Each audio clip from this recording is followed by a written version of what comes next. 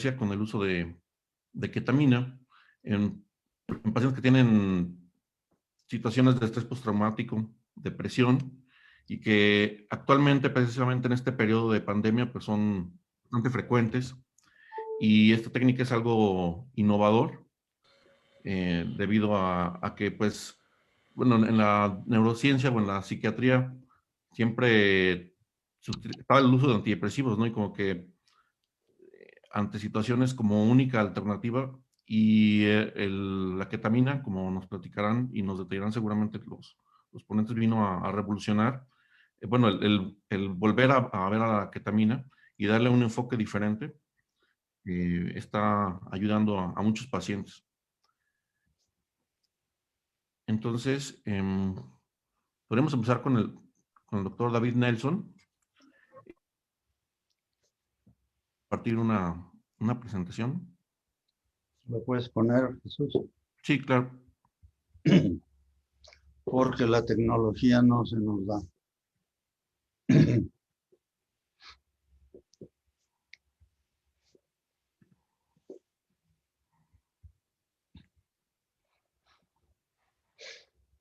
¿Empezamos? Claro. Bien, la presentación es salud mental en personal que atiende COVID, infusión de ketamina a dosis subanestésicas.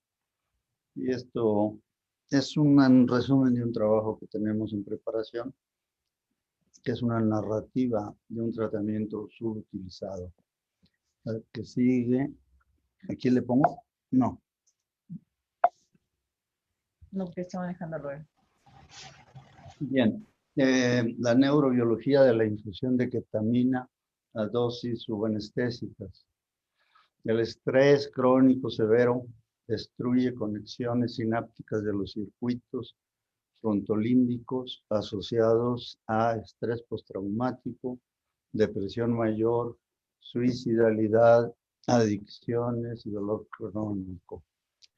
La infusión de ketamina a dosis subanestésicas restablece en horas las conexiones sinápticas al estimular la función glutamatérgica y el factor neurotrófico derivado del cerebro. La medición de la densidad sináptica pre y post infusión de ketamina se puede hacer usando PET, tomografía por emisión de positrones, usando el ligando 11CJ, UCB, etc. Y vamos a hablar de 198 infusiones que hemos hecho en los últimos 2 años. La que sigue.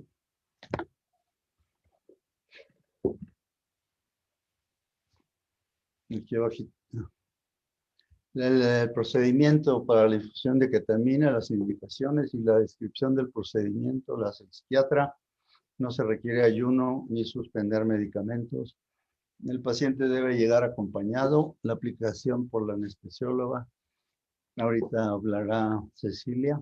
0.5 miligramos por kilo en 250 de solución salina, 250 mililitros en nuestro consultorio ambulatorio. Durante la infusión hay mareo, parestesias, despersonalización y a veces experiencias místicas. Se recuperan en 20 a 30 minutos y salen caminando a casa. ¿La que sigue?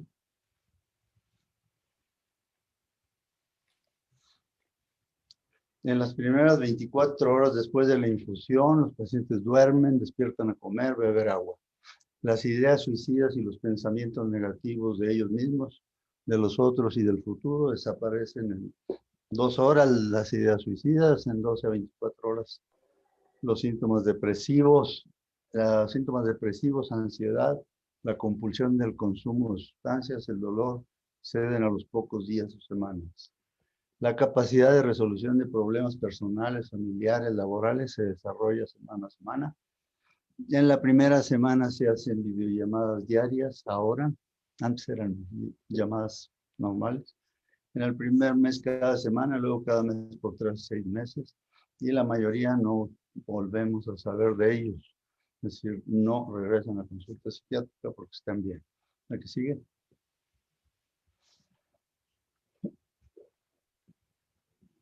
Bueno, agradecimientos de las pruebas del concepto que las iniciamos en 2012.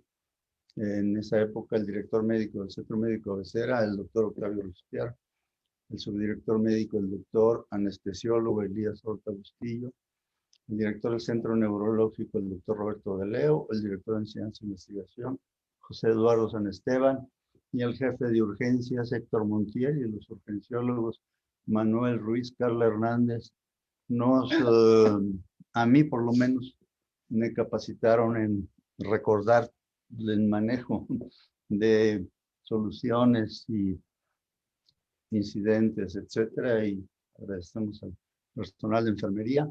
Y Cecilia les va a hablar del procedimiento de cómo hace la historia anestesiológica y cómo les explica a los pacientes lo que va a ocurrir.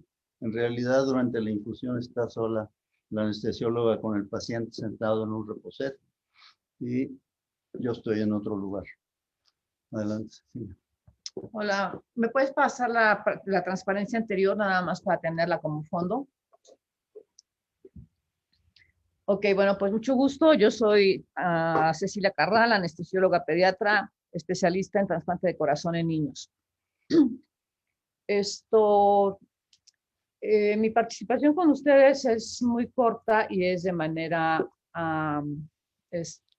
informativa y una recopilación de los pacientes a los que yo les he administrado la ketamina por indicación del doctor López Garza.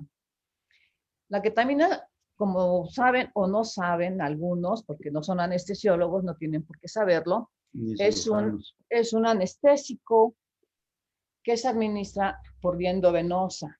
Este anestésico se sintetizó por primera vez en 1962 y se usa como anestésico general desde 1965 en cualquier edad de los pacientes, desde recién nacidos, prematuros, hasta 100 o 120 años, los años que pueda vivir un ser humano. Actualmente como anestésico pues ya se utiliza un poco menos porque tenemos mucha variedad de medicamentos ahora que se deben de utilizar de manera indicativa para cada padecimiento. Sin embargo, la ketamina se sigue administrando para pacientes, para inducción de la anestesia, para pacientes muy graves y afortunadamente, igual que muchas cosas, se ha ido descubriendo otro tipo de administraciones positivas para los niños y para los adultos. A esto me refiero que la ketamina, aparte de anestésico, es un buen analgésico para padecimientos dolorosos crónicos y desde 1910 aproximadamente se le describió el uso para pacientes psiquiátricos. Desde el punto de vista de investigación, es el mayor descubrimiento en los últimos 50 o 60 años para atender pacientes psiquiátricos con diferentes diagnósticos. Primariamente se hizo para la aplicación en pacientes suicidas de los soldados de Norteamérica que llegan de las guerras todos deprimidos y todos drogos y todo esto. Y se vio que a las 6 horas de la administración se reconstituyen o se vuelven hay más uniones sinápticas y esto hace que en las primeras 6 horas desaparezcan los pensamientos psiquiátricos y paulatinamente, día con día, se va mejorando el estado de los pacientes, tanto suicidas como depresivos crónicos. Yo le he administrado esta sustancia a pacientes que han estado en tratamiento hasta 25 años con diferentes psiquiatras, con diferentes tratamientos médicos y sin mejoría.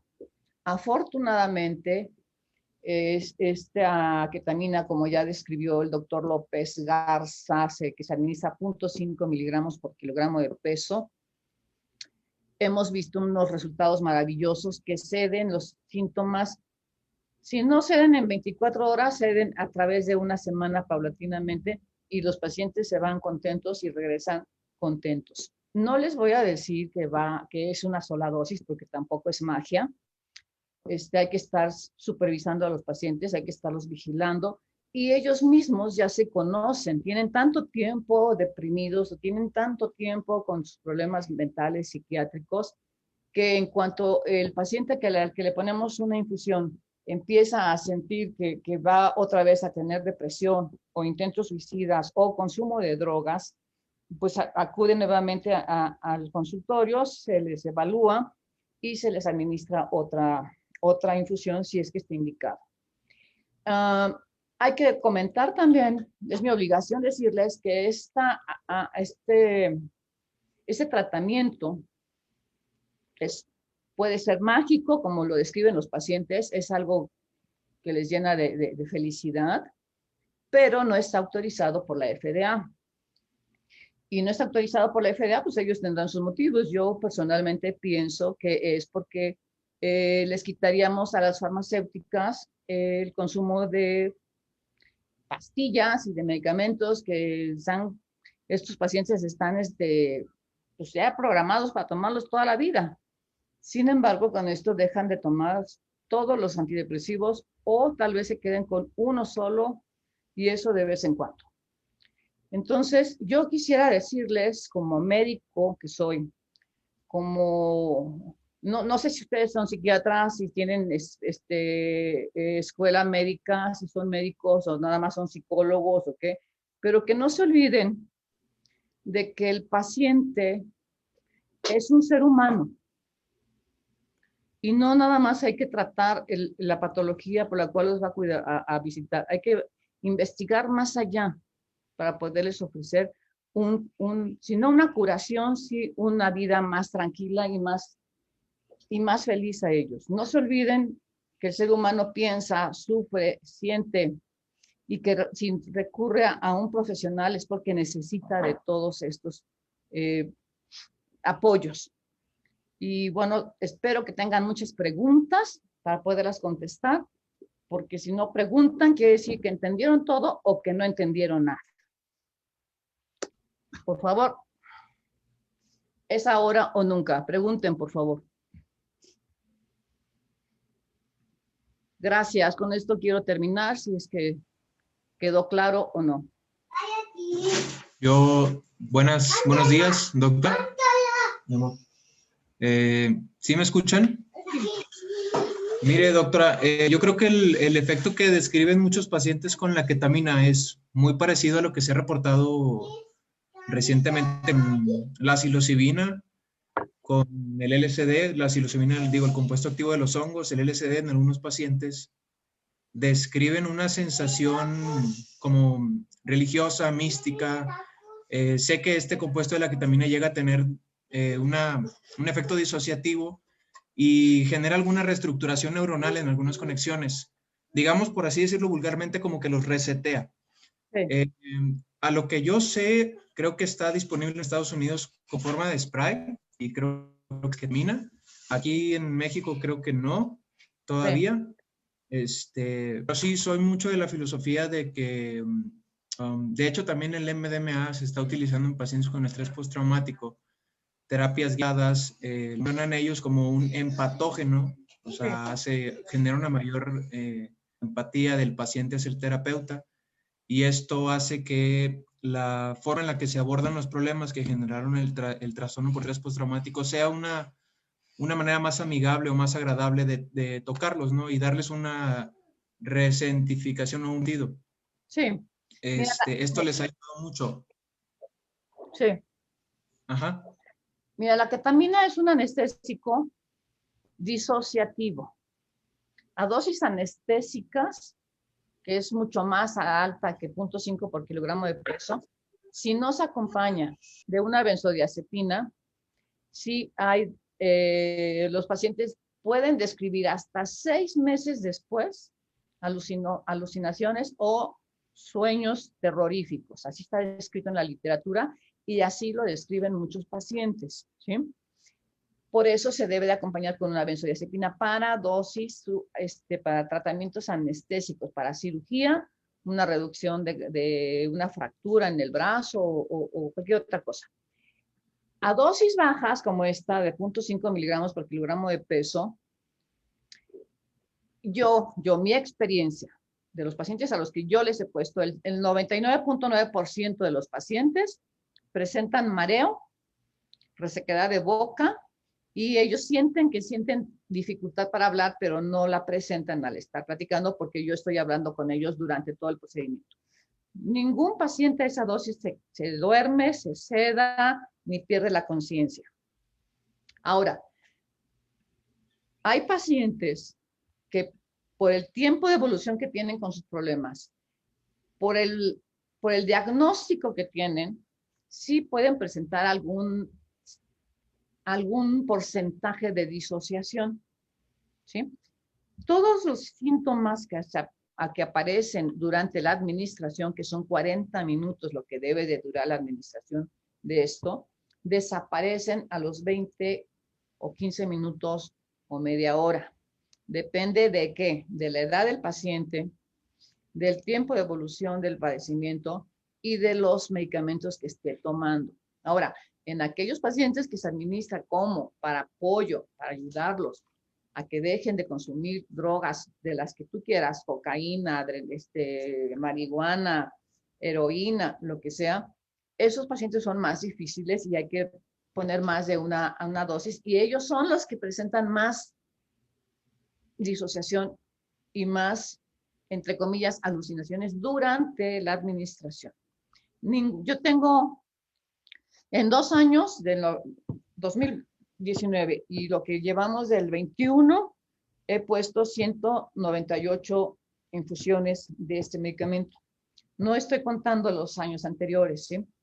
Entonces, de estos 198 pacientes, ninguno ha referido que continúe con la disociación o con los sueños o con las alucinaciones posterior a la infusión. Ninguno. Y eso te lo digo como experiencia, ¿sí? En Estados Unidos se pone este medicamento, sí hay clínicas donde las ponen, pero todas están amparadas, ¿sí? Porque la FDA no lo va a autorizar. Yo supongo que nunca lo va a autorizar. Nosotros aquí en México, bueno, lo ponemos porque primero el doctor López Garza, pues es un psiquiatra de renombre que sabe lo que hace, él lo indica. Yo como anestesióloga, obviamente conozco la sustancia bien, totalmente bien. Entonces no hay ninguna, no nos preocupa aplicarla, ¿sí?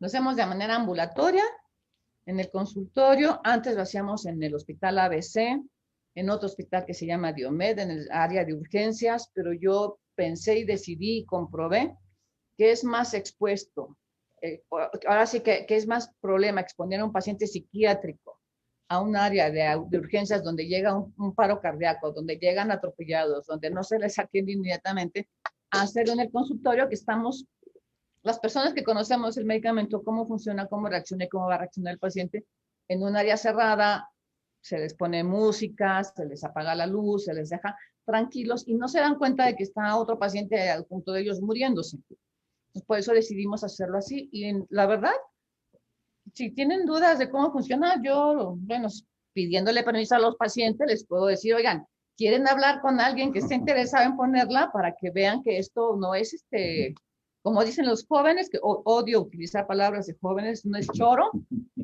sino que lo hacemos porque, pues afortunadamente hemos estudiado mucho para hacerlo. ¿Sí? ¿Algo más que quieran preguntar? Buenos días. Hola. Hablando de la ketamina como pues un reconector de estos circuitos neuronales diversos en el cerebro que están asociados pues con las génesis de estas patologías psiquiátricas como la depresión. Estamos hablando entonces acaso de una potenciación a corto plazo con el uso de una sola dosis de ketamina, que para algunos pacientes podría ser entonces pues mágico, ¿no? Y si entonces las dosis se repitieran, hablaríamos ya de grandes cambios a nivel de la neuroplasticidad del cerebro, que finalmente pues se llevaría a cabo porque este es un fármaco que actúa directamente en los receptores NMDA que están asociados precisamente, ¿no?, a la memoria, al aprendizaje y a la plasticidad neuronal. ¿Es correcto? Así es, señorita. ¿Qué eres tú? Doctora. ¿Psicóloga, psiquiatra, médica? Doctora psiquiatra. Somos residentes De psiquiatría. psiquiatría. Ok. Así es, doctora. Así funciona la ketamina.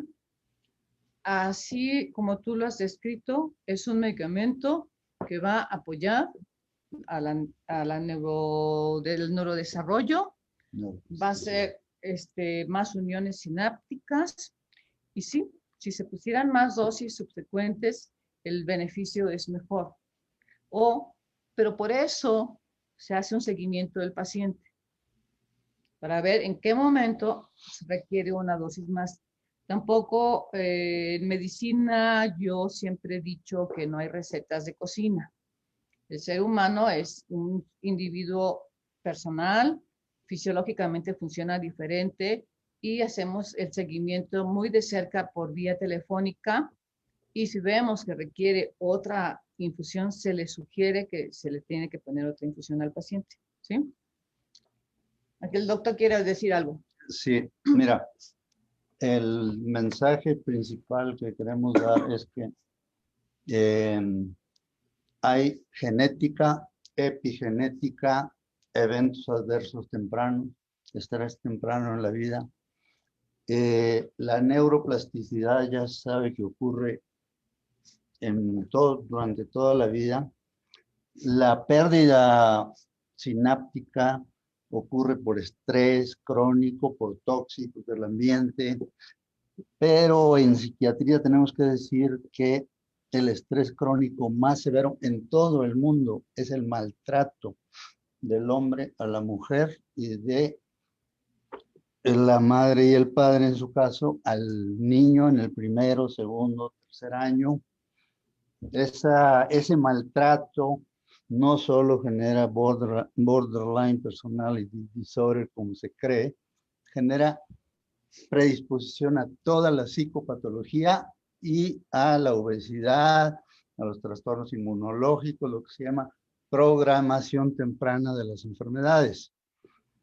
La revolución de la neuroplasticidad que se puede hacer desde que el cerebro está formado en el intrauterino hasta el último día de la vida de una persona, como dijo Cecilia, de 120 años, es algo totalmente, es un cambio de paradigma y el desarrollo correcto del cerebro de siempre depende de que la madre no tenga depresión, que no tenga ansiedad, que no use tabaco, que menos marihuana, etcétera, y que luego no tenga depresión postparto y que luego cargue a su bebé, le dé pecho, lo acaricie constantemente y que le dé afecto, amor, pero tocándolo al bebé, como cangurito, ¿no?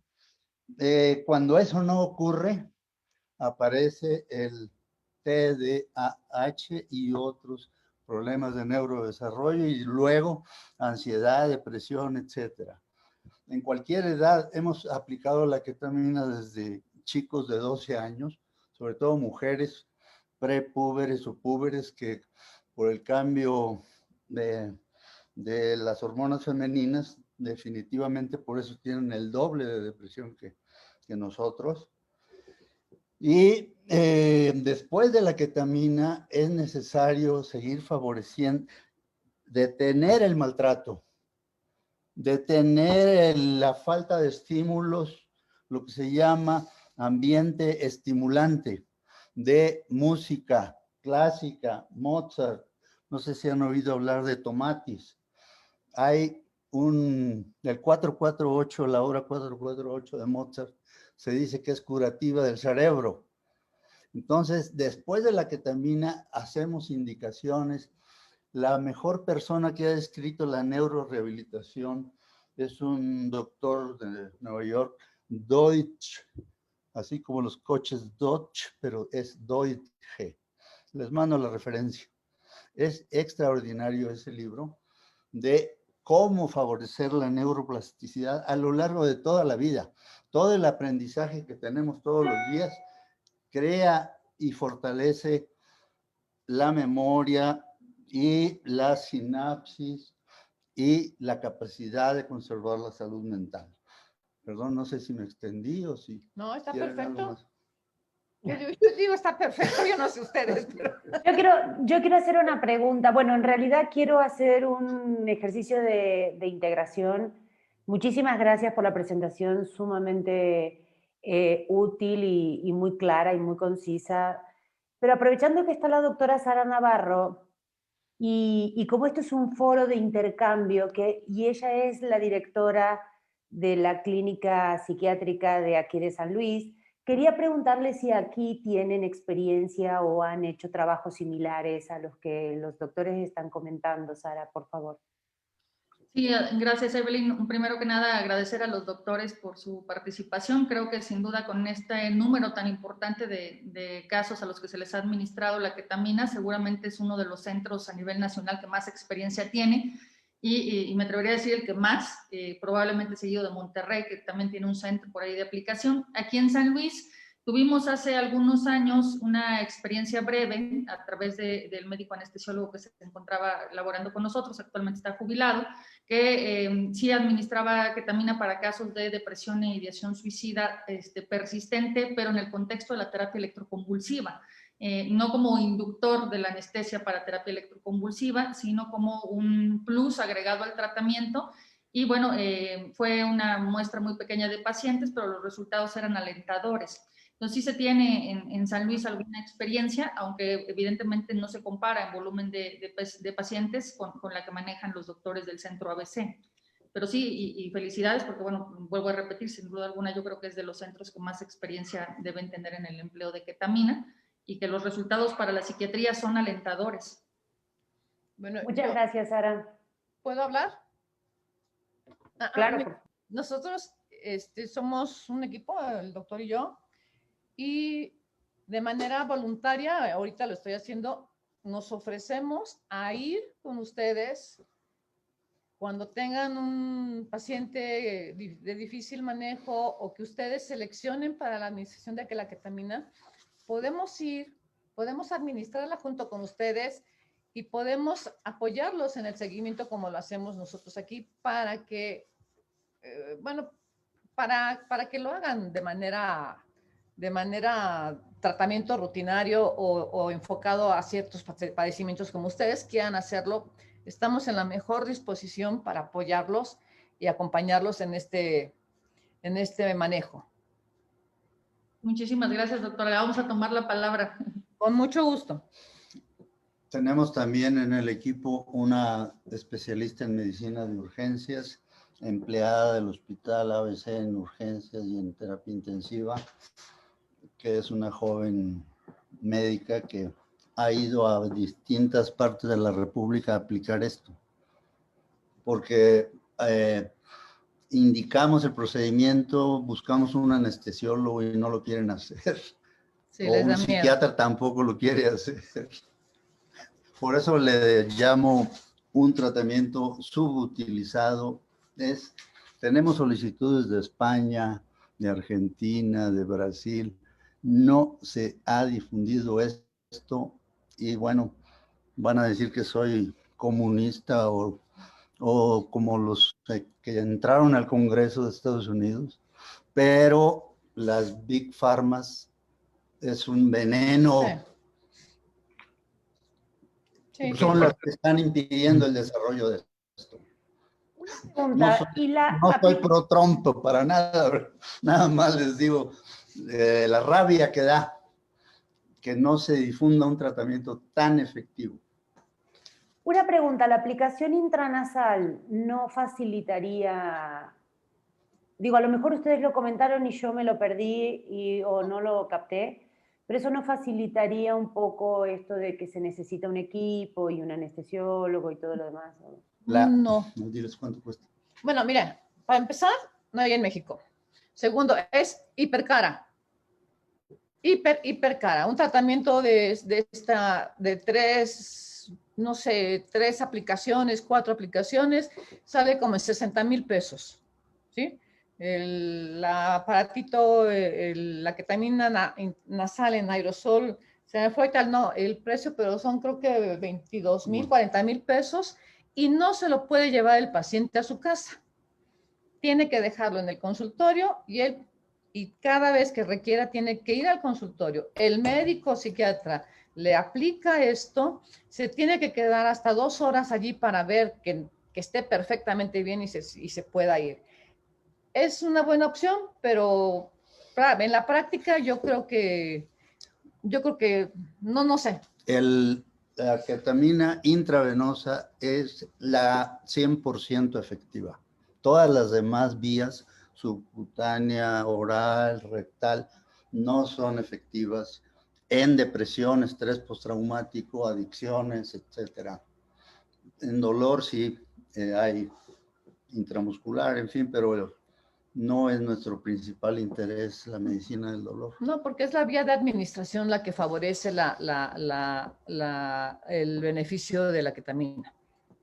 La vía de administración por vía endovenosa es prácticamente directa al cerebro y se absorbe de mayor cantidad de ketamina para el beneficio que estamos buscando. 100%. Las otras vías de administración, la nasal, imagínate si han usado algún dispositivo inhalado, se pierde el 80% tan solo en la aplicación, aproximadamente. Entonces, sí es una opción. A mí se me hace que es demasiado caro y el beneficio no es tan vistoso como aquí. ¿Sí? Muy bien. Es un tema muy interesante. Al final vamos a tener un poco de tiempo para continuar con más preguntas. La doctora Sara Navarro nos va a presentar nos va a hablar un poco de algunos aspectos de cómo ha sido la participación del hospital psiquiátrico en el contexto de la pandemia. Y bueno, que si se han visto diferencias en los motivos de atención de urgencias y qué modificaciones ha habido para la atención psiquiátrica por la pandemia. Bueno, buenos días. Gracias al doctor Galván por la introducción. Les voy a compartir un poco ahí la pantalla. Me imagino que sí ya la están viendo. Déjenme ver dónde está la opción de hacer grande ¿cómo se llama? La presentación. Bueno, la tecnología tampoco es lo mío del todo, creo que ahí va, pero... Tal vez ahí en reproducir, Sara. Y es que me parece aquí en mi compu una barra antes de los participantes y demás que no me deja ver la opción de reproducir. Entonces déjenme tratar de... Puedes mover la barra. Ah, sí. La puedes pulsar y se puede mover. Tienes razón. Bueno, lo bueno es que tenemos compañeros muy tecnológicos. La intención de la presentación que les voy a dar es hablar un poquito, como ya mencionaban, del contexto de la salud mental en el hospital psiquiátrico y cuál ha sido la participación del hospital en esta función. Pero, híjole, aquí ya se me trabó. Ya ahí va, ¿verdad? Entonces, primero quisiera hablar un poco de las estrategias del sector, porque bueno, hay compañeros y compañeras que trabajan en los servicios de salud que han estado haciendo un gran esfuerzo para poder acercar los servicios de salud mental tanto a la población general como al personal de salud. Entonces, todo el sector sanitario, que incluye a las instituciones de la Secretaría de Salud, del ISSSTE, del IMSS, de la SEDENA, pues hicieron una estrategia conjunta para poder acercar estos servicios a la gente. Dentro de esta estrategia conjunta, y es de conocimiento de todos, se creó la línea de atención al COVID, que aparece ahí en pantalla, que es un número único que sirve tanto para la orientación en materia de dudas sobre el diagnóstico, la enfermedad, sobre los tiempos de aislamiento, sobre algunas cuestiones de tomas de muestras, y también ahí se encuentra instalado una línea de atención telefónica en cuanto a salud mental, que está atendida por profesionales del campo de la psicología y la psiquiatría que forman parte del sector.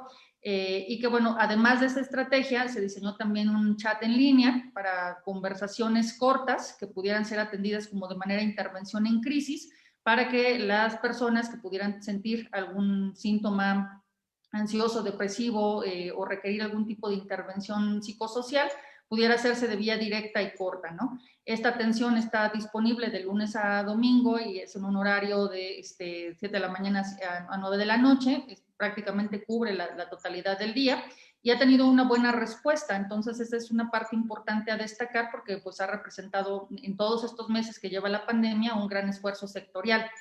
De ahí, solamente nos refieren a la clínica algunos casos muy puntuales de personal de salud, hablando del tema que nos aboca, que es el personal sanitario, que requieren algún tipo de seguimiento específico. En el transcurso de esta pandemia hemos tenido en diferentes momentos un total alrededor de personal de salud, más o menos de 10 personas. No ha sido un volumen importante de los que han de esta línea y de este chat requerido referencia con nosotros, y a la fecha se mantienen un total de 4 asistiendo de manera regular a un seguimiento ya sea psiquiátrico o psicoterapéutico. En esta es la línea que les mencionaba, nada más estos son datos de la Secretaría de Salud que se presentan en las videoconferencias que transmite el sector diariamente, y nada más es para destacarles que, bueno, a la fecha han sido 2.620 atenciones vía telefónica para personas en general, que incluye tanto al personal de salud como a la población general, que han ameritado algún tipo de apoyo psicológico. De estas, 271 son atenciones directas al personal de salud, y en la gráfica, que también es información de la Secretaría de Salud con corte al 17 de enero, pues vemos que la mayoría de los motivos de atención ha sido los síntomas ansiosos. Aquí no está dividido ya como que la población o el personal de salud que se comunica tenga un trastorno como tal, o sea, un diagnóstico, sino más bien es la sintomatología que llegan a referir, sin que haya tenido necesariamente que progresar a un síndrome psiquiátrico propiamente dicho. Y bueno, han requerido contención emocional un 34%, algunos han estado asociados al estrés por el confinamiento, síntomas depresivos en un 5%, y ya los riesgos como de violencia, riesgo suicida o adicciones han sido una menor proporción en personal sanitario. La mayoría se ha resuelto a través de esa vía o a través del chat que les comentaba, y realmente es un porcentaje pequeño el que ha requerido un seguimiento institucional con nuestros profesionales de la salud en la clínica. Sin embargo, para un hospital psiquiátrico, el contexto de la pandemia sí representa todo un reto por varios motivos, y que hablando extra a lo del personal sanitario, sí me gustaría tratar de transmitirles esa idea. Cuando se hacen los lineamientos de reconversión hospitalaria a nivel nacional, se consideraron pues básicamente todos aquellos hospitales capaces de recepcionar pacientes con sintomatología respiratoria aguda, y eso entra a hospitales generales, hospitales temáticos de alta especialidad o algunos de especialidades muy particulares como rehabilitación, trauma o ginecobstétricos. Se deja un poco de lado el pensar que los hospitales psiquiátricos pudieran recepcionar pacientes con sintomatología respiratoria. Y sin embargo, al día de hoy, pues bueno, puedo decirles que la mayor parte de los psiquiátricos del país han tenido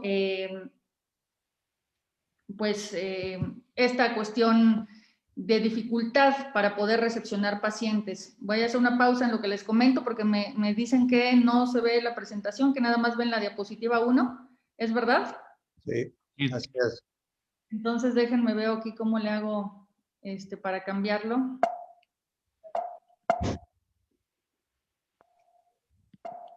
¿Sí logran ver ahí o no? ¿Qué hospitales? La clínica de San Luis Potosí. Ya están viendo la diapositiva de la clínica. Sí, es que como yo creo que es mi laptop. Pero bueno, el punto de comentarles esto y que sepan es como que los retos han estado ahí porque los pacientes psiquiátricos también se enferman de COVID, ¿verdad? Evidentemente. Y que bueno, la atención de estos usuarios en hospitales generales es a veces complicada. Y eso ha hecho que la mayor parte de los hospitales tengan que hacer reconversiones, ya sea permanentes o reconversiones parciales, cuando se presentan algunos usuarios con sintomatología respiratoria, o implementar estrategias de protección sanitaria diferentes. Prácticamente todos los hospitales han cambiado su manejo durante esta pandemia, y a través de esto se ha hecho una serie de reuniones a nivel nacional de directores de hospitales psiquiátricos, Cabe señalar, y es una manera como de crítica constructiva hacia la estrategia gubernamental, y dejando de lado que no vamos a polarizar en temas políticos, sino más bien como esta parte de la no visibilización de los hospitales psiquiátricos, porque ha sido iniciativa de los propios directivos de los hospitales el decir vamos a juntarnos y vamos a ver qué hacemos y cómo homologamos protocolos, y no ha habido como una estrategia de alineamiento claro o alguna contemplación por parte del sector sanitario a nivel país, y eso es una réplica también en los estados, de que no se visualiza con claridad que los hospitales psiquiátricos también necesitan la parte de equipos de protección, la parte de insumos, de protocolos de reconversión y del mismo manejo que llevan a cabo los hospitales generales o los hospitales temáticos de otras especialidades. Aunado a que los pacientes psiquiátricos tienen dificultades particulares de manejo, tienen una alta vulnerabilidad a exponerse a situaciones de riesgo, esto por los propios padecimientos en ocasiones descompensadas. No es raro que un paciente en un cuadro psicótico que puede estar agitado, esté deambulando por la calle, tenga conductas o comportamientos erráticos que lo expongan a no respetar la sana distancia, a no evitar los contactos cercanos con otras personas, que sea más difícil que se apeguen a las medidas de prevención como el lavado de manos, la etiqueta respiratoria, e incluso dentro de los hospitales psiquiátricos que exista una cierta dificultad de los usuarios para apegarse a estas medidas sanitarias de prevención como el uso de cubrebocas, ¿verdad? Eso implica que para el personal sanitario que está en los hospitales psiquiátricos sí representa un reto y un mayor riesgo exposicional por las condiciones per se de los usuarios que acuden en cuadros de descompensación aguda, y que bueno, a veces esta parte, vuelvo a insistir, se deja de visibilizar en cuanto a las estrategias de manejo sectoriales, ¿no? Esto, pues, por lo tanto, motivó, como les decía, una serie de reuniones, van 7 a nivel nacional que se realizan de directores de hospitales psiquiátricos para, pues, homogeneizar algunas estrategias de manejo. Y bueno, la mayoría ha coincidido en que, al menos para los hospitales, es más funcional que todo usuario nuevo que acuda permanezca en vigilancia para ver si desarrolla síntomas respiratorios, un periodo que puede variar desde los 7 a los 10 días para pues, esta vigilancia. La aplicación de pruebas en los hospitales que disponen de ellas, hay que mencionar que a nivel nacional no todos los hospitales tienen esta posibilidad de acceder ya sea a pruebas PCR o pruebas rápidas o de antígeno. En el caso de San Luis Potosí, afortunadamente ha habido ese apoyo en ese sentido, y sí contamos con pruebas rápidas para aplicar anticuerpos y hacer un tamizaje de detección tanto al día 1 como al día 7 de observación de los pacientes de nuevo ingreso para la prevención de posibilidad de brotes. También contamos ya con pruebas de antígeno apoyados ahí por la parte de la subdirección de hospitales, de los servicios de salud. Y bueno, pues digamos que en ese sentido sí tenemos alguna ventaja con respecto a otros hospitales psiquiátricos del país que tienen un acceso más limitado a la parte de la atención, ¿no? En nuestro hospital se trató de implementar también un protocolo de atención para nuestro propio personal sanitario en cuanto a ofrecerles consultas de psicología y también estrategias de afrontamiento y técnicas tipo mindfulness para relajación. Al inicio tuvo una buena respuesta, lo cual nos habla también de la respuesta a una crisis. Hubo afluencia importante a estas estrategias, y posteriormente, con el paso de los meses, el personal que acudía a realizar estas actividades fue disminuyendo hasta que, al final de cuentas, se tuvo que suspender la medida porque no asistía ya el personal sanitario a llevar estas técnicas de relajación y estrategias de mindfulness, ¿no? Esto es explicado, como les decía, por la respuesta a emergencia. Todos sabemos que ante una catástrofe la respuesta psicológica normal al inicio es la alarma, que es la primera fase, como esta parte de entrar en shock de qué vamos a hacer y estar esperando que llegue el golpe, seguida de la fase como de optimismo o heroísmo, donde todo el mundo se quiere comprometer con la causa, y era lo que veíamos de gente cantando en las ventanas, las serenatas que le llevaban al personal de salud, los aplausos y reconocimientos que se le daban al personal sanitario, el deseo de que hubiera campañas y que hubiera protocolos, y este tipo de fases donde todo el mundo quiere donar y apoyar con donativos, todo el mundo quiere comprometerse, todo el mundo quiere ver qué va a pasar, es donde más se capta al personal sanitario justamente para llevar ya sea atención psicológica o para responder a las medidas de intervención, como fue el caso de nuestra clínica, que eso explicaría por qué en un cierto momento pues hubo más personal interesado en estas técnicas, y con el paso de los meses de esta pandemia, esta afluencia disminuyó, ¿no? Porque viene una caída en esta faceta que tiene que ver pues con estas respuestas a la enfermedad y a los desastres, que es la aceptación y la renegociación, donde el personal pues se va adaptando y donde más riesgo hay de la aparición de burnout, ¿verdad? Por ahí hicimos una intervención no con fines de investigación, por eso no presentamos los datos aquí, por cuidar la parte de la confidencialidad y porque, bueno, el fin era intervención y no investigación, en personal sanitario, lo que podemos, no de nuestra clínica, sino de otra unidad hospitalaria con atención a COVID, lo que podemos decir es que la prevalencia de burnout era elevada y que, bueno, pues esto es explicable y esperable para el contexto de la pandemia que estamos viviendo. Déjenme tratar, porque está aquí súper trabado la presentación, de cambiarle, porque ya creo que ya la ven, ¿no? Esta de diagnósticos 2019. Sí. Ok. Esto que les quiero platicar es ya no enfocado al personal sanitario, sino en la atención de urgencias, porque mucho se ha hablado de que la siguiente pandemia es la pandemia de salud mental. Y nosotros en la clínica empezamos a tener indicadores que nos dicen que en efecto, eso va a pasar, no está lejano y no es de que nos tengamos que esperar 2, 3 años para verlo. Por eso les quise poner aquí, estos son nuestros números de atenciones en urgencias del año 2019, es decir, antes de la pandemia. Y los datos que les quiero destacar es consumo de sustancias, ansiedad y depresión, para que no los pierdan de vista. Por ahí en el episodio depresivo son cerca de 1,400 consultas, 800 y tantas para el trastorno de ansiedad generalizada y alrededor de 500 y fracción para los trastornos por sustancias psicoactivas, con un total en ese año de 5,000 consultas más o menos, ¿no? Sin embargo, para el 2020, corrobórenme si ya ven la diapositiva con esto de las dificultades tecnológicas. ¿Sí la ven? No. ¿No? En 2020 Ah, sí. ya está. Sí, ya Ya, está. sí. En esta parte, fíjense ustedes cómo existe un aumento en el episodio depresivo. Estos ya son cuadros diagnosticados, ya no son sintomatología depresiva, ojo con eso. ¿Se acuerdan que en lo que veíamos de las estrategias de sector al inicio, decíamos que en la línea telefónica y en el chat se detectan síntomas ansiosos, síntomas depresivos, contención emocional a nivel nada más de sintomatología? Aquí estamos hablando de personas que acudieron a urgencias, que ya se les diagnosticó un cuadro depresivo en forma, o bien ya se les diagnosticó un trastorno de ansiedad generalizada, o sea, ya es un diagnóstico como tal. Y bueno, hay un aumento de cerca más o menos de 400 consultas en comparación con el año anterior en cuanto a depresión, pero en ansiedad, ¿se acuerdan que eran 800 y cachito? En este año fueron hasta lo que va fue del 2020, 1,439, es prácticamente cercano al doble de trastornos de ansiedad.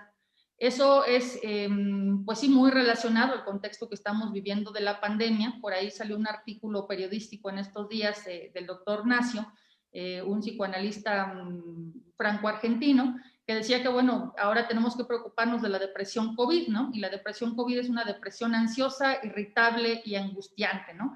Y es cierto, vamos a estar viendo que lo que va a predominar en esta pandemia de salud mental van a ser los trastornos de ansiedad, principalmente los de ansiedad generalizada, mezclados seguramente con episodios depresivos y que, bueno, está directamente relacionado a varias angustias, ¿no? El confinamiento, la parte de la exacerbación posible de violencia, la parte de pues el hecho de tener que afrontar la muerte o la pérdida de seres cercanos y los duelos no elaborados, que influye muchísimo en esta parte del no ver presencialmente al familiar que fallece, ¿no? Entonces, es significativo porque, vuelvo a insistir, es un aumento, al menos en la casuística de la clínica de nuestro servicio de urgencias, de un pues, incremento prácticamente al doble en los trastornos de ansiedad, un incremento discreto también en comparación con el año pasado en cuanto a los trastornos por consumo de sustancias psicoactivas.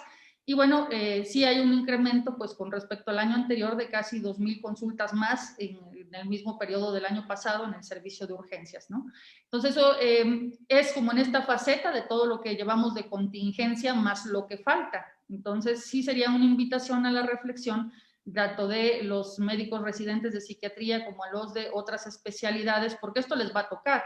O sea, esto es lo que nos llega a nosotros, al psiquiátrico, más lo que no nos está llegando, que les llega a urgencias, a los hospitales generales, como al Hospital Central, a los hospitales generales de zona del IMSS, a los del ISSSTE, y que de alguna manera quizá pueda pasar desapercibido, subdiagnosticado e incluso no tratado, ¿verdad? Y esa sería la parte en donde tendríamos que poner énfasis, porque esto pasa en la población general.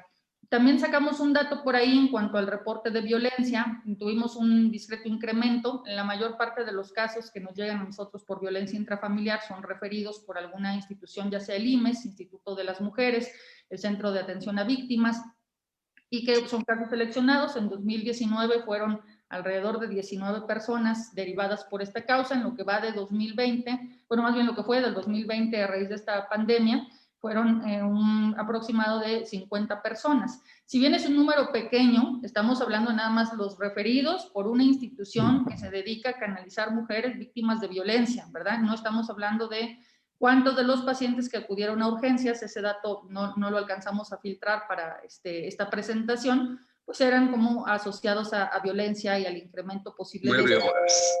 Que son pues consecuencia de estas partes del confinamiento, ¿no? Y ya por último, quisiera decirles que esta pandemia de salud mental no va a respetar edades. Y en este sentido, transmitirles también nuestra atención a niños y adolescentes, que bueno, también tuvo un incremento, sobre todo en la población adolescente, en el contexto de esta pandemia. Y bueno, ahí les presentamos los datos por grupo etario. No sé si, bueno, también ya creo que ya están viendo la diapositiva, donde, bueno, en la población de 10 a 14 años, en 2019 hemos atendido en urgencias, ojo, no estamos hablando de nuestro servicio de consulta externa programada de niños y adolescentes, sino del servicio de urgencias. Todos estos son datos de urgencias psiquiátricas. Y que, bueno, en este sentido, 324 chicos de 10 a 14 años, niños y niñas, tuvieron una atención de urgencias en comparación con 250 el año anterior.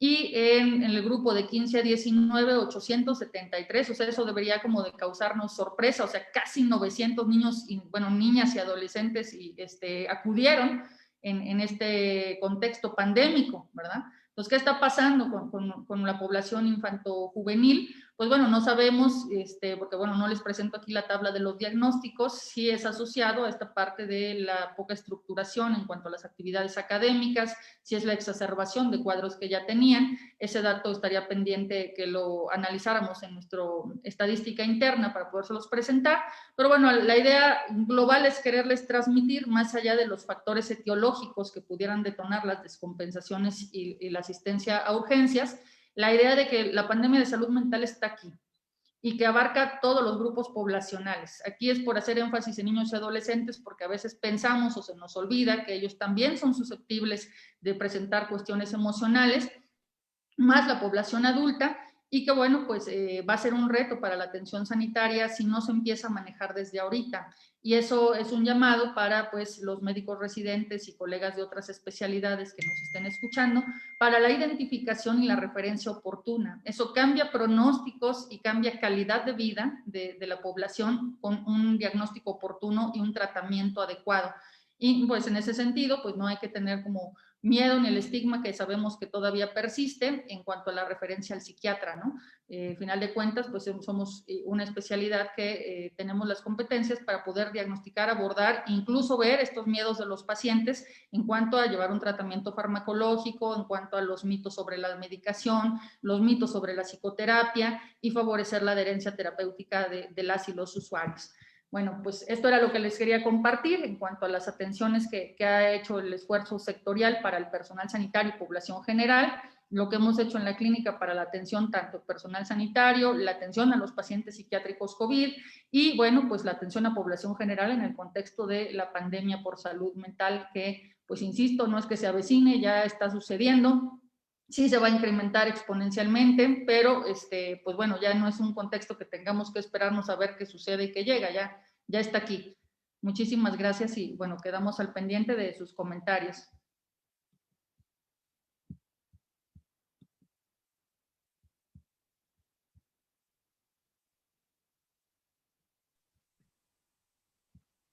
Muchas gracias, Sara, por tu ponencia.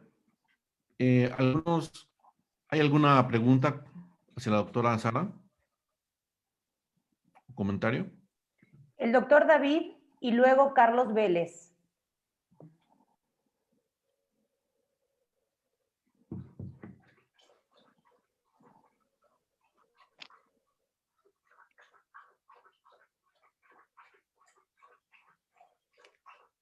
Parece que está silenciado el micrófono. Doctor, ¿puede activar su micrófono, por favor?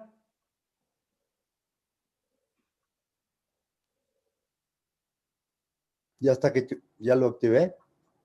Bien, sí, ya nos está rebasando la pandemia de salud mental. Tenemos ya llamadas una tras otra en la casa en donde estamos trabajando.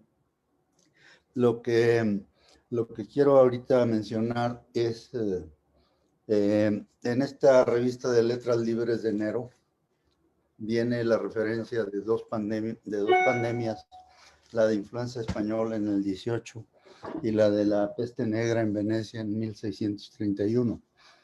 El factor más importante que hizo que en la ciudad de Nueva York entró el virus de la influenza española en agosto en un barco que venía de Rotterdam o algo así, y controlaron la pandemia en noviembre. ¿Cuál fue el factor decisivo?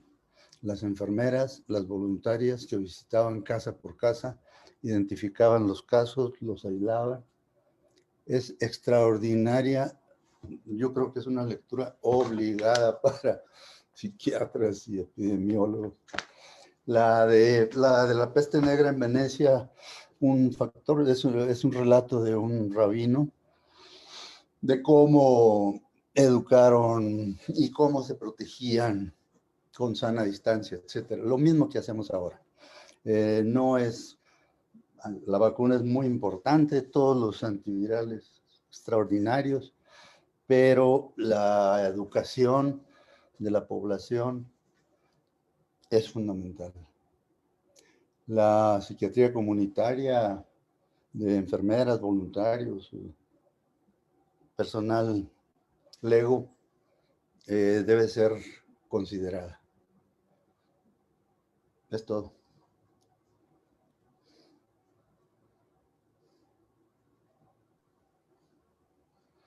Gracias, doctor. Carlos. ¿Qué tal? Buen día. Una pregunta, doctora. Nosotros hemos observado que en la parte de la salud y lo que ha influido el COVID en el mundo, bueno, nosotros como país tenemos un alto número de trabajadores enfermos por este factor biológico y dejamos a veces de lado el factor mental. Ese también es una enfermedad de trabajo para nosotros, para México.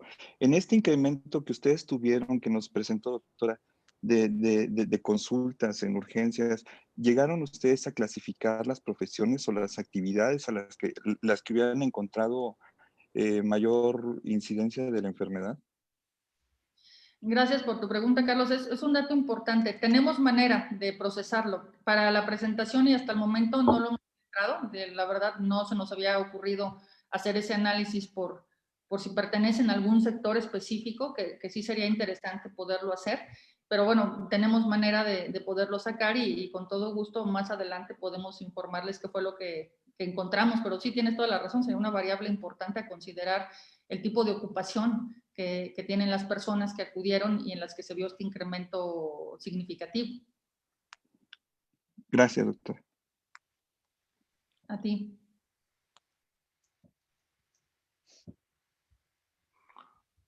La doctora Fonseca. Muy buenos días. Antes que nada, muchas gracias, doctor Nelson, Sara, extraordinaria presentación.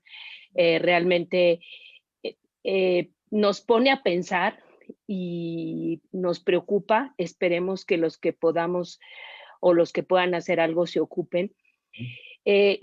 Como ustedes han comentado, estamos preocupados por si nos ponen la vacuna, por si va a haber el medicamento que cure el COVID, pero poco se ha hecho en las estrategias para ver qué va a pasar con la salud mental, no solo de los adultos, de los ancianos. Digo, es bien fácil decir, no vayan a ver a los abuelos, pero ya tenemos un año, o sea, un año sin ver a nuestros adultos mayores, sin ver a nuestros hijos, sin ver a nuestros nietos. No creo que sea fácil y no creo que deje de tener implicaciones en la salud mental. A eso agreguémosle los niños que tienen 1 año sin ver a sus amigos, sin disfrutar de un recreo, sin compartir el lunch. Ayer o antier oía en las noticias que los niños piensan que sus maestros pues son los que ven en la tele y que a la hora que van a la escuela se enfrentan con la triste realidad de que el maestro no es la caricatura o no es lo que ellos habían imaginado. ¿Qué es lo que podemos hacer para prevenir que estos niños, estos jóvenes desarrollen más patología? Digo, ya creo que en todas las familias tenemos a alguien cerca con depresión o ansiedad y que está de hecho requiriendo tratamiento farmacológico. ¿Qué podemos hacer como sociedad para, para disminuir estos efectos colaterales de la pandemia y para prevenir una pandemia peor, como tú comentaste, Sara? Muchas gracias. Muchas gracias, doctora. Sí, sin duda tiene toda la razón. Es uno de los factores que más complican este panorama en cuanto a salud mental, porque es verdad que implica un reto adaptativo, ¿verdad? No es común que con la vida cotidiana pues surjan algunos imprevistos y tengamos que adaptarnos y eso nos lleva a tener estrés en periodos cortos. Sin embargo, aquí el estrés es permanente, es constante, y eso genera que exista mucha frustración y dificultad para la adaptación. En algunas estrategias, lo primero es el acercamiento a través del contacto vía remota, como se está haciendo ahorita. Por ejemplo, esto que hizo la facultad de hacer el foro de manera virtual, aprovecho para reconocer la gran capacidad que ha tenido nuestra máxima casa de estudios para poder ser de los lugares que primero se adaptaron, hizo un muy buen examen de admisión, creó nuevos protocolos y demás, que es mantenerse a pesar de las circunstancias, ¿no? Entonces, sí es frustrante y parte de lo que ayuda para los pequeños es la transmisión de los adultos de serenidad y de la parte ahí de tolerancia. Por ejemplo, ahorita, vamos a poner un ejemplo sencillo para que les caiga así el 20 a la mayoría, ¿no? No pude transmitirles adecuadamente la presentación por fallas tecnológicas de mi compu y dificultades mías adaptativas para la tecnología, ¿no? Eso fue frustrante para varios de los asistentes que no veían como parte de los cambios de las diapositivas, incluso para mi propia persona. Sin embargo, quitando esa faceta, estamos todos platicando, estamos intercambiando opiniones y eso, a final de cuentas, es lo que se queda. Ya se deja de ver lo otro que pasó, ¿no? Eso mismo hay que hacer en casa. O sea, hay que tratar de decirle a los niños, ok, no es tu maestro, pero vamos a hacerle una llamada a tu amiguito para que lo escuches o para que platiques con él y veas entonces que está allí, aunque sea dificultad, aunque ya estando en la pantalla el niño o la niña ni se le ocurra qué decir y tenga como estas dificultades, es un medio de acercamiento. Entonces, esa parte habría que seguirla aprovechando. Por ahí creo que hubo una ponencia sobre la telemedicina. Entonces, así como la telemedicina nos está representando un bote salvavidas para el ejercicio médico en esta pandemia, también nos lo representa para las estrategias en salud mental. La otra es que sí implica una reorganización de las labores en casa. Ahí sería una invitación a todos los que pues tienen a los niños ahí en la casa o a los adultos mayores, que traten como de ponerles actividades estructuradas. O sea, es importante que mantengan la estructura porque muchas veces se cambian los horarios y entonces ya se duermen viendo el Netflix súper tarde y luego se despiertan y dicen, como quiera me conecto al trabajo desde la compu y entonces empieza a desfasar todo porque no hay una estructura. Es la importancia de mantener la estructuración. Y la otra es la percepción de riesgos controlados. Ayuda el que sí pueda haber algunas actividades donde puedan salir, pero pues tomando en cuenta lo que pudiera ser una actividad de bajo riesgo, ¿no? Es decir, bueno, un espacio abierto, por ejemplo, que se pueda llevar a los niños a pasear, donde no interactúen quizá con otros núcleos familiares, pero sí puedan salir del domicilio y estén en interacción con sus familiares cercanos, evidentemente con el uso de cubrebocas en todo momento cuando ven a los primitos o otros que no viven dentro de su mismo núcleo familiar, pues ayuda bastante a mitigar este tipo de estrategias, ¿verdad?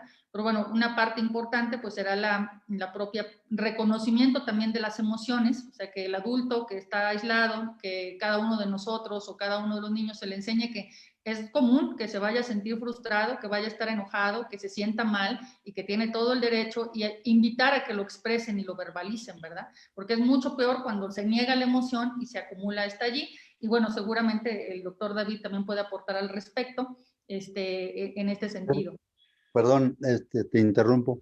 En la pandemia de Nueva York en 1918 no se suspendieron las clases porque En esa época los inmigrantes vivían en departamentos chiquititos, sin aire, en fin, y las escuelas sí eran lugares muy bien, con muy buena ventilación, y estaban en contacto con otros niños y con maestros que no estaban contagiados. Me gustaría saber, Sara, tu opinión. ¿En qué momento vamos a recomendar eso aquí en nuestro país? Pues sí, pero digo, eso tiene toda la razón, eso podría ser una alternativa. De hecho, hay lugares en Europa que se sabe que lo están haciendo así. Sin embargo, pues también se asoció como a las nuevas olas pandémicas. Para que pudiéramos hacer eso, y eso es una opinión personal, creo que tendría que haber una estrategia de mitigación más incisiva, ¿verdad? Como por ejemplo los países asiáticos. Me gustaría como comentarles que lo que es China, Japón, Corea, tienen estrategias muy agresivas de contención en cuanto a mitigación comunitaria, y la gente es muy estricta, y entonces eso les permite la apertura de escuelas y otros centros educativos. Quizás si hiciéramos algo parecido estaríamos en esas condiciones. Adelante, doctor. Yo esto lo estoy comentando para prevenir las enfermedades mentales en los niños. Es imposible que en las casas los niños conserven la salud mental. Los padres se enojan, los maltratan. Yo tengo un nieto que una psicóloga lo asiste de 7 años. Todos los días le dice a la psicóloga: estás despedida, no vengas mañana. Es algo, pues el comentario es en relación a la prevención de enfermedades mentales en los niños, que cada vez se ve que empiezan más temprano. Adelante, ya es todo. Dolores Montilla, ¿tienen la mano levantada hace un ratito? Hola, ¿qué tal? Estoy muy contenta de estar aquí. Algunos de ustedes saben que yo soy de la Asociación Psicoanalítica Mexicana y tenemos un programa que se llama Estoy Contigo COVID-19, que empezó con un programa de atención gratuita integral, interdisciplinario e interinstitucional con el terremoto, y lo reactivamos ahorita para COVID. Entonces, bueno, yo creo que es muy importante que las personas que estamos en el área de salud mental tengamos en cuenta, bueno, primero que nadie se imaginó que la pandemia iba a durar tanto, ¿no? O sea, todo el mundo pensó que iba a ser cuestión de 3, 4, 5, 6 meses ya, lo mucho, ¿no? Y ahora estamos viendo que todavía nos queda un año más, ¿no? Un año más, porque las vacunas, por un lado, no hay la producción suficiente, por otro, no llegan a los lugares que tienen que llegar de la manera adecuada, etcétera, etcétera. Y los contagios van para arriba cada vez más, tenemos cepas nuevas, ¿no? O sea, la cosa se complica y calculamos que probablemente sea un año más que estemos en estas condiciones. Entonces, yo estoy de acuerdo, por ejemplo, con Sara, ¿no? Que han hecho como intentos en Inglaterra, también en Estados Unidos, de volver a clases, porque lo que son los niños y los adolescentes, sobre todo los adolescentes, se la están pasando fatal, ¿no? Pero no ha podido mantenerse o sostenerse, porque empieza a haber otra vez recontagios, ¿no? Aquí en México lo que yo he visto es que desde clase media, media alta, alta, ¿no? Algunas mamás han tenido como la sensibilidad de hacer grupitos chiquitos de 4 o 5 niños, ¿no? En una casa que tenga terraza, y contratan una maestra que se tiene que cuidar mucho para que los niños puedan continuar de alguna manera, ¿no? No en condiciones ideales, pero lo que se puede, que puedan continuar viendo algunos amiguitos, que puedan continuar aprendiendo, pero no falta que de repente pues, se contagia la maestra o la mamá de un niño ya se contagió y entonces otra vez se disolvió el grupo. O sea, no está siendo fácil, está siendo bastante complicado. Y yo creo que nuestra labor, aparte de la atención que damos y que es increíble cómo responden los pacientes, a David le consta, ¿no? Gente en duelos francamente fuertes y difíciles, ¿no? Salen adelante con psicoterapias remotas, breves de 10, 15, 20 sesiones máximo. Y sí, interdisciplinario es importante, pero yo creo que nuestra labor también es dar pláticas, todo el tiempo dar pláticas, escribir en las redes sociales, dar consejos prácticos, adecuados. Yo me acuerdo que recién empezando la pandemia, ¿no? Que estaba yo de directora de divulgación, subí en el Facebook de mi asociación toda esta parte importante de mantener la estructura, pero lo puse en palabras sencillas, no lo puse como diciendo, es importante que el yo se mantenga fuerte, funcional, el ejecutivo, etcétera, ¿no? Sino que era, y me tildaron así como de, ay, eres una cognitivo-conductual, qué horror, ¿no? Entonces, yo tuve que educar a mis colegas, ¿no? Para explicarles que eso se llama funcionamiento yoico. Y tratar de enseñarle a las personas, de poderles explicar por qué es importante hacer esto, por qué tiene efectos positivos. No nada más hacerlo, sino por qué tiene efectos positivos, ¿no? Por otro lado, lo que yo he observado con las mamás de niños escolares, ¿no? Es que los primeros 6 meses de pandemia estuvieron súper obsesivas con los niños y el Zoom y las clases, y ahora ya les vale. Entonces, también hay que enseñarles, y se entiende, ¿no? Se entiende porque llega un momento en el que como seres humanos necesitamos la cercanía, pero luego también necesitamos el espacio, necesitamos vernos, pero también necesitamos salir. Y entonces más bien estamos así como muy encerrados, muy cercanos, ¿no? Pero no en una cercanía óptima. Y hay que enseñarles a las mamás también a relajarse, a mantener la estructura, incluir a los papás, porque bueno, pues también muchas mamás trabajan, no nada más son los papás los que trabajan, ¿no? Estamos hablando de mamás, papás que tienen que hacer home office, que tienen que ver la casa, que tienen que ver a los niños o a los adolescentes. En los adolescentes no es extraño que empiecen a fumar mucha marihuana o a ingerir alcohol medio a escondidas. Entonces, bueno, yo creo que tenemos una gran labor social que hacer. Alguien me comentaba el otro día que tenía que escribir un artículo para Cosmopolitan, ¿no? Le dije, perfecto, qué bueno. O sea, no te sientas mal de salir en Cosmopolitan. El Cosmopolitan lo lee muchísima gente. Di cosas científicas, cosas buenas en palabras sencillas y explica los beneficios y los perjuicios de hacer o de no hacer, y además siempre dar una posibilidad de a dónde acudir si sienten que necesitan apoyo, consejo, guía o tratamiento. Yo creo que eso es algo muy importante. Gracias.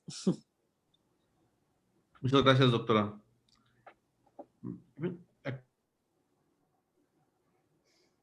Importante. Un paciente me obsequió un osito de peluche que tenía una bata y un estetoscopio. Y entonces me dijo, no, pues es que el osito es un es un símbolo de cómo las personas que nos atienden de la mente, pues nos dan apoyo. Aunque ustedes no están en la primera línea de lucha contra el COVID, sin embargo están al pie del situaciones estresantes. Y bueno, en esa parte regresiva donde se asocia en ese confort del niño, el niño que utiliza esos objetos transicionales para sentir seguridad, y ve a los psiquiatras, a los psicólogos, al médico como un apoyo más allá de la parte. Vamos a hacer es un referente que va a dar tranquilidad, va a dar ayuda, va a dar apoyo, y se le daba al niño y ahora se le da al adulto o al adolescente, y que va a ser básico para que se pueda desarrollar, ¿no? Entonces, definitivamente la salud mental es algo que se tiene que atender. El aislamiento provoca una situación también de regresión, provoca que las personas se desestructuren, provoca que las personas saquen sus defensas más primitivas, y precisamente el evitar este aislacionismo, el estar desde las diferentes trincheras, ¿no? Como en la clínica psiquiátrica, implementando las acciones que tienen que hacer, con los tratamientos más avanzados, como nos comentaba el doctor David, o como nos comentaba la doctora Dolores, mediante esta difusión social masiva, se puede ayudar a la población. Y bueno, la otra cosa es que no se necesita ser psiquiatra o psicólogo, terapeuta, para poder dar ese confort y ese apoyo. Se puede hacer precisamente con acciones positivas, porque otro factor que se ha visto mucho es precisamente que estas noticias negativas afectan a la mente de las personas. Y pues tenemos que usar esas, bueno, no, pero sí podemos incluir muchas noticias positivas que ayuden a la población y que den la esperanza de que todo va a estar mejor, porque así va a ser. Esto es al fin y al cabo algo temporal. Y bueno, el doctor David nos quiere... Solamente tenemos que considerar las terapias grupales, psicoterapia de grupo, de pareja, de familia. Lo de la pandemia no va a ser posible atenderla individualmente por más personal capacitado o voluntarios que existan. Es necesario volver a preparar al personal de salud, psiquiatras, psicólogos, en psicoterapias de grupo. En una época, cuando estaba en auge la terapia de grupo, había maratones de 20, 30, 40 personas en los congresos de psicoanálisis. El doctor José Luis González, fundador de la Asociación Psicoanalítica, decía eso, que a muchos no nos parecía lo más profesional, pero que ahorita la Asociación Mexicana de Psicoterapia Analítica de Grupo, yo creo que debemos incluirla, Lolita, en todos los programas de ayuda. Gracias.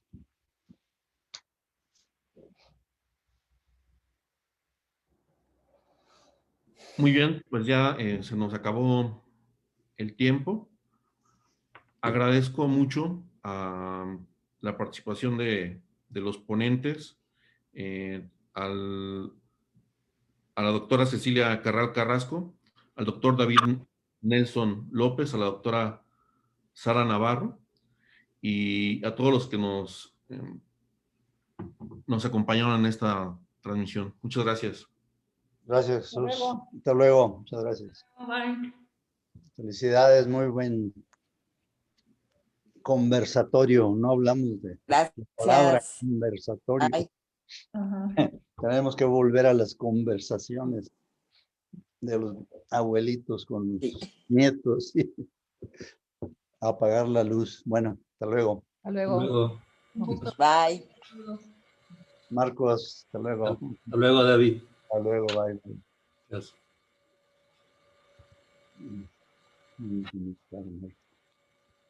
Gracias.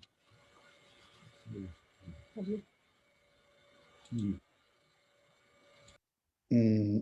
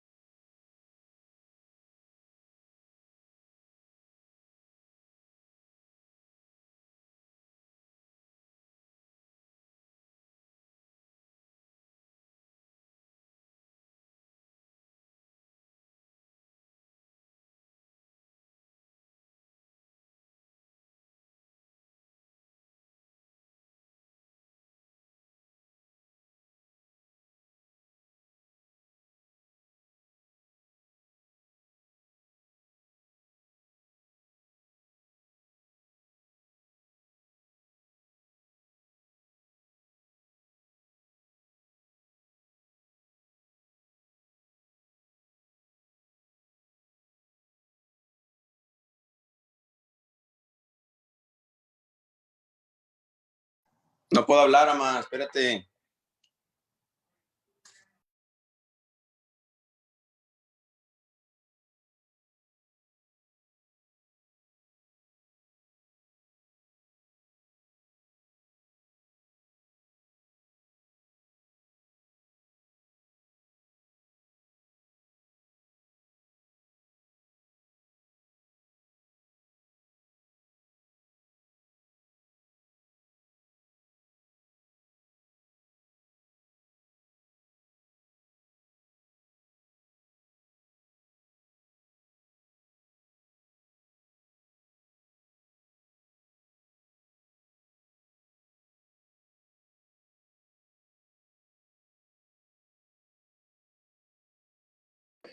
servicio de videoconferencias. Tenemos un problemita con la siguiente sesión, que teníamos otra liga. No sé si nos la pudieran habilitar porque el ponente ya está esperando para que le den permiso de entrar.